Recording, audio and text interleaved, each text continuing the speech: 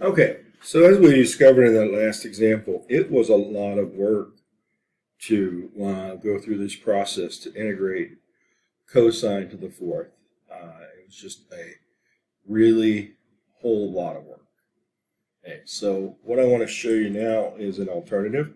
Because these even powers, particularly in sine and cosine, are so painful to do, the odd ones really aren't bad. And for odd ones, generally, uh, it's maybe quicker to do them without a reduction formula.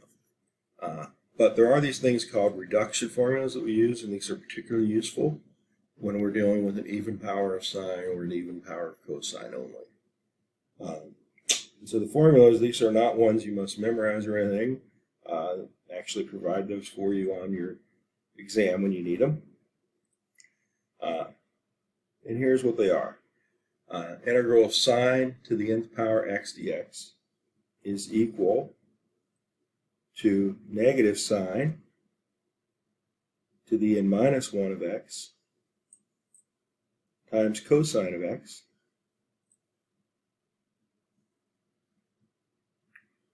all that divided by n plus the integral of n minus 1 over n times the integral of sine the n minus 2 x dx. Okay, so this is the approach that we use here.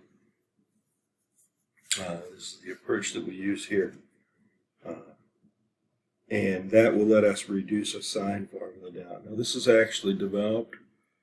These reduction formulas get developed actually by using integration by parts. So you do some manipulating of things with integration by parts, which lets you then work out this reduction formula. Okay, and similarly, there's one for cosine. Cosine to the nth power of x dx is equal to cosine to the n minus 1 x sine x, all that divided by n,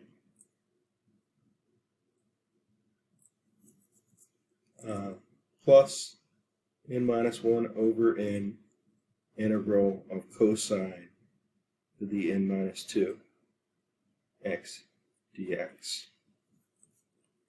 Okay. And then there's two other ones that we're going to be using. So, and we haven't gotten into these integrals yet, but we will be. And those are tangent to the n, x dx, can be rewritten as tangent to the n minus 1, x over n minus 1,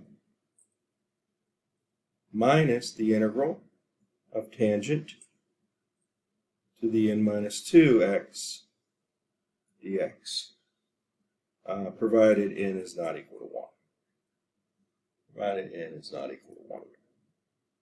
Obviously, because n minus 1, if n is 1, that's 0, and can't do that. And in a similar fashion is the integral of the nth power of secant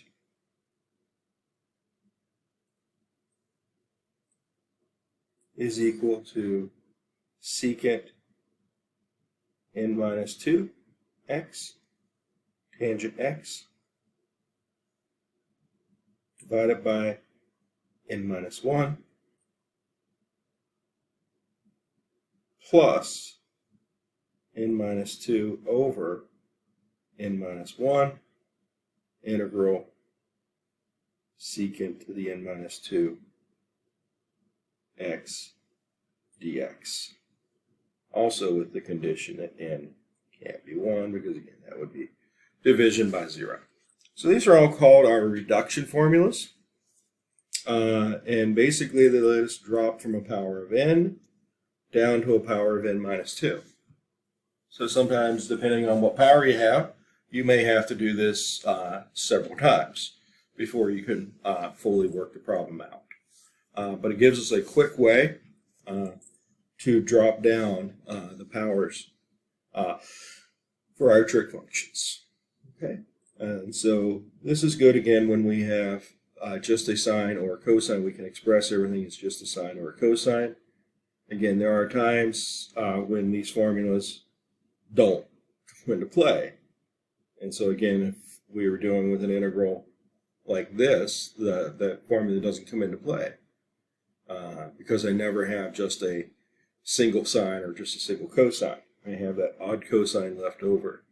Right? These are going to become important with the sine and cosine, at least in those integrals where we cannot directly work it out.